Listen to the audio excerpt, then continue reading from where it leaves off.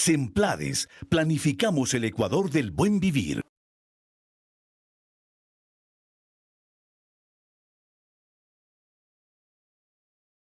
Doctor, buenos días y gracias por aceptar esta entrevista. Quiero empezar refiriéndome a los datos proporcionados la semana pasada por el Instituto Nacional de Estadísticas y Censos, el INEC, en donde con lo que tiene que ver con la extrema pobreza, Ecuador se ubica en el mes pasado en el 4,08%, mientras que en el mismo mes, pero del año pasado, se ubicó en el 4,68%. Desaparecer, eliminar estos 4 puntos son básicamente el reto y los objetivos del gobierno para los próximos 4 años. ¿Cómo hacerlo?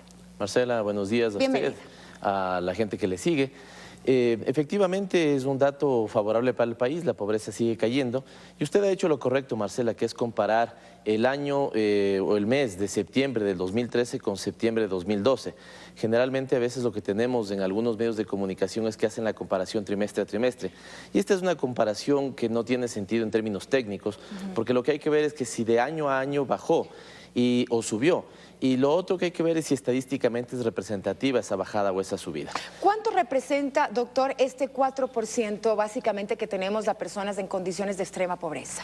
Bueno, para que tenga una referencia, nosotros entre el periodo 2007-2012 bajamos más de 10 puntos la pobreza y esto significó que 1 millón de personas salieron de la... 1.050.000 personas en realidad salieron de la pobreza en el caso ecuatoriano.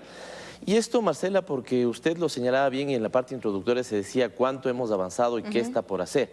Y este es un tema fundamental porque los logros que el país tiene en esta materia son incontrastables. Son tal vez de los mejores de desempeño, no solo a nivel de la historia del Ecuador, sino también regional. Tenemos indicadores tanto por el lado de pobreza como desigualdad, como por tema de empleo, de los mejores de la región y los mejores de la historia del Ecuador, insisto. Y esto lo que nos permite es ponernos en condiciones de plantearnos para este próximo periodo erradicar la pobreza extrema, tanto por necesidades básicas como por ingresos. Ahora, ¿es absolutamente y 100% probable y posible el hecho de erradicar la extrema pobreza en el país en los próximos 4 años? Es probable, es posible. Lo que necesitamos es un conjunto de factores que deben coadyuvar en ese sentido. ¿Cuáles? Por ejemplo, la corresponsabilidad de los gobiernos autónomos descentralizados. Nos estamos proponiendo, como decía Marcela, erradicar la extrema pobreza tanto por ingresos como por necesidades básicas. Y este último es un indicador que supone una complejidad un poco mayor. ¿Por qué? Porque detrás de este indicador está, por ejemplo, agua potable y alcantarillado. Esa no es una competencia del gobierno central, es una competencia de los gobiernos autónomos, fundamentalmente los municipales, y entonces supone que la corresponsabilidad de ellos, teniendo alcaldes que sean responsables con su ciudadanía, Marcela, vamos a entrar próximamente a elecciones. Trabajando también en conjunto, ¿no? Que ese sería el objetivo en realidad. Efectivamente, decía que vamos a entrar en elecciones y un alcalde que no hable a sus ciudadanos de agua potable y alcantarillado, seguramente será un pésimo alcalde si es que es elegido, porque trabajar conjuntamente, hacerlo con corresponsabilidad es fundamental para que ese indicador pueda caer. Nosotros desde el BED estamos colocando más de 3.000 millones de dólares para cumplir una meta que también se encuentra en el plan, que es alcanzar el 95% de cobertura en agua potable y en alcantarillado. Ahí la corresponsabilidad de ellos es fundamental. Ahora, para el efecto también se creó un comité interinstitucional para erradicar la pobreza extrema en el Ecuador. ¿Cómo se ha venido trabajando y básicamente quién lo integra? Una vez aprobado el plan, se han creado 2 comités porque hay 2 objetivos fundamentales. El uno es el de transformar la matriz productiva y lo lidera el vicepresidente, y el otro, como usted señala, erradicar la pobreza, lo lidera Semplades.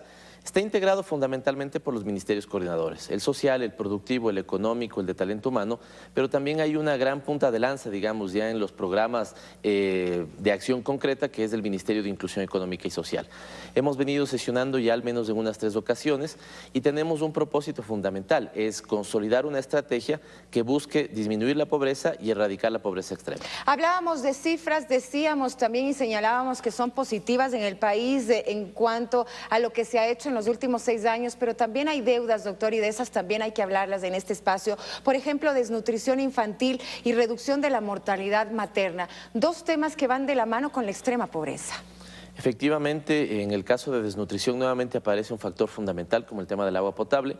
Ahí el día viernes nada más teníamos un gabinete, el gabinete itinerante, y la ministra coordinadora de Desarrollo Social hacía una presentación de los esfuerzos y los cambios, los ajustes que se harán en materia de toda la política del Frente Social para poder cumplir adecuadamente la meta de erradicar la pobreza, la desnutrición infantil. Ya nosotros nos hemos acercado al cumplimiento de todas las metas, todos los objetivos de desarrollo del milenio, pero en estas dos, tanto en desnutrición como en mortalidad materna, debíamos hacer algunos ajustes en política pública. Están hechos, el presidente les ha comprometido a la consolidación de esos objetivos y estamos seguros de que también en esos dos temas, al 2015, pero fundamentalmente al terminar nuestro periodo de gobierno, las metas serán las que nos hemos propuesto. También, si es que hablamos de eliminar la extrema pobreza y lo ligamos con lo que usted decía, el hecho de cambiar la matriz productiva en el país, tenemos también que necesariamente referirnos al tema de empleo, porque evidentemente una de las formas de salir de la pobreza es precisamente tener más condiciones laborales dignas para nuestro país. En el tema del desempleo se ha avanzado y yo diría que muchísimo de acuerdo a las cifras presentadas por el INEC, pero en el subempleo como que todavía pataleamos. Hay sí una ligera mejora, el presidente incluso este fin de semana en su enlace ciudadano lo demostró ante la ciudadanía, hemos bajado sí, pero continúa la cifra siendo alta. ¿Por qué se da esto? Bueno, solamente esta pequeña referencia que la que usted ha señalado es fundamental. Entre erradicar la pobreza y cambiar la matriz productiva, el nexo de pleno empleo es fundamental. Así es vital. El INEG ha sacado los datos a septiembre y tenemos el 4% de desempleo. Nuevamente el pleno empleo se vuelve a poner con 50% sobre el subempleo en el 44%, y hemos llegado al 64% de cobertura a la seguridad social. Este escenario, Marcela, es absolutamente favorable en los indicadores de empleo, los mejores de la historia del país y los mejores de la región. Tenemos sí un comportamiento que no es el que quisiéramos en el caso del subempleo, pero que para esta fecha no es estadísticamente representativo. Hay una caída, digamos, por eso decía al inicio, sea que suba o sea que baja, hay que ver si es que esa caída o esa subida es estadísticamente significativa. La del subempleo no es estadísticamente significativa. Tenemos y hay que fijar la política pública a ver qué está pasando, hay que monitorear el próximo trimestre, fundamentalmente en el caso de Ambato y Guayaquil, porque en estos dos casos puede ser, en estas dos ciudades puede ser que se nos presenten o tengamos que hacer un monitoreo más exhaustivo del indicador. Ahora, pero también tenemos tranquilidad también en y el la dato. tendencia, lo decía el presidente, y así lo corroboran las cifras, es a disminuir el desempleo en el país. El 5,5 en septiembre de 2011 decía a 4,5 de septiembre de 2013. Lo que quiere decir entonces que vamos por buen camino, pero también alguien señalaba, uno de los analistas decía que el problema es que no hay trabajos de buena calidad y esto hace a la gente a realizar actividades en condiciones de informalidad, porque recordemos, el subempleo no significa estar desempleado, no tener un empleo, significa hacer algo quizá para lo que uno no está preparado o trabajar en condiciones de informalidad. Efectivamente, y el subempleo que lo hemos registrado está dado fundamentalmente no por personas que no trabajen, sino porque están recibiendo la remuneración menos al mínimo o a su expectativa. Pero en el caso de desempleo, como usted decía, Marcela, tenemos un excelente indicador y ha mejorado mucho la calidad del empleo. Yo relativizaría mucho ese dato. Por una característica que también la señalé, tenemos a la fecha de septiembre de este año al 64% de la población ocupada afiliada a la seguridad social. Un tema que sí cambia fundamentalmente respecto al país que teníamos antes. Ahí sí teníamos un empleo de mala calidad porque muchas de las personas, incluso en el sector formal, que estaban siendo empleadas, no accedían a la seguridad social. Los esfuerzos que hemos hecho por regular y controlar este tema desde el Ministerio de Relaciones Laborales nos muestran que la calidad del empleo también ha subido significativamente en el país. Y supongo yo que en el hecho de eliminar y erradicar la pobreza extrema también está mejorar las condiciones laborales y dar mayor alternativa a la población en términos de empleo. Sí, como ya lo hemos hecho, fíjese que un indicador tiene que ver con si es que nuestros salarios están cubriendo la canasta básica y vemos cómo pasamos desde el gobierno anterior, que aproximadamente cubríamos el 70-75% de la canasta, al de hoy que tenemos ya el 100% cubierto de la canasta básica. Estamos tendiendo hacia el salario digno, tenemos los salarios más competitivos de la región. Este es un tema bien importante e insisto en decir que tenemos los mejores indicadores de la historia del país y comparados en la región.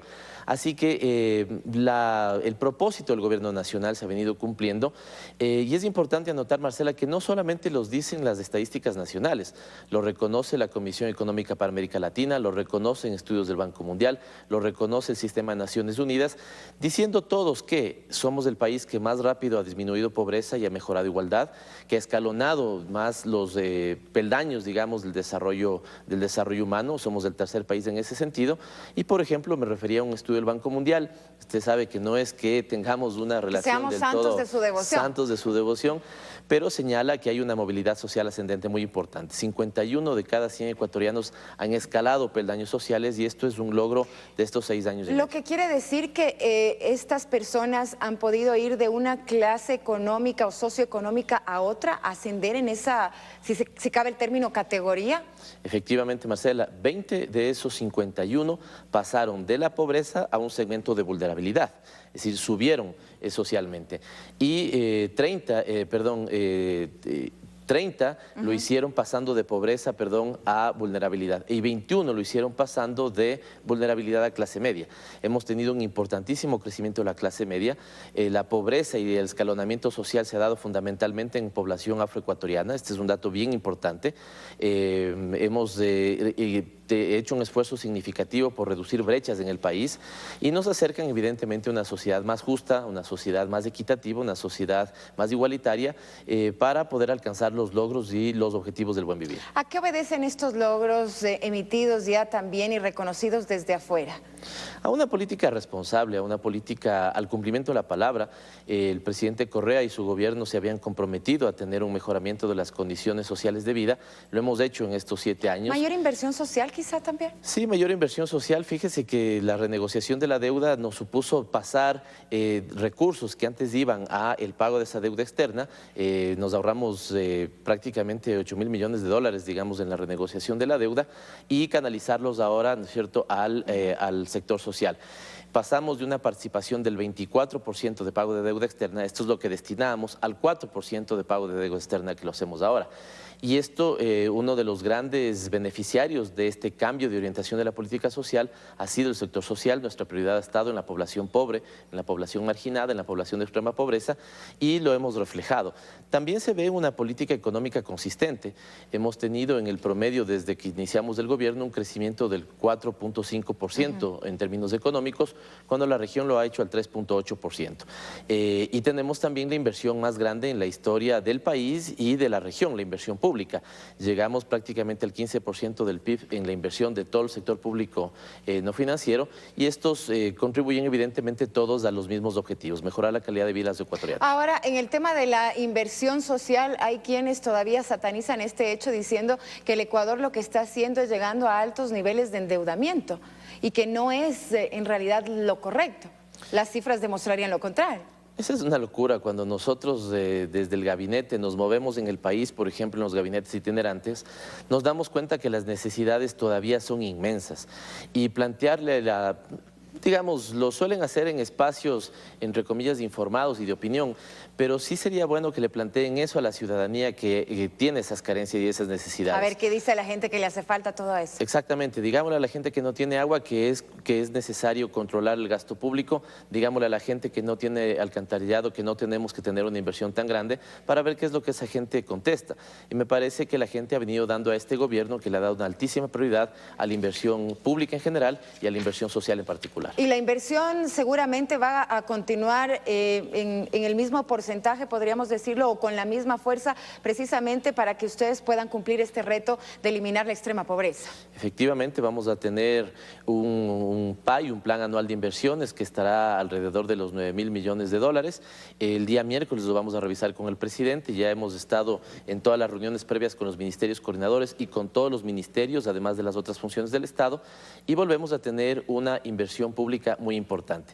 Si tuviéramos un comportamiento distinto, Marcela, nos hubiera golpeado de manera muy fuerte, digamos, por ejemplo, la crisis del gran capital. Y era precisamente lo que quería 98. preguntarle y concluir con esto, doctor, si me permite la entrevista. Usted había hablado de un plan de contingencia para un poco evitar que nos afecte la crisis, no solamente de Estados Unidos, sino la crisis que vive el capital desde 2008, ¿no?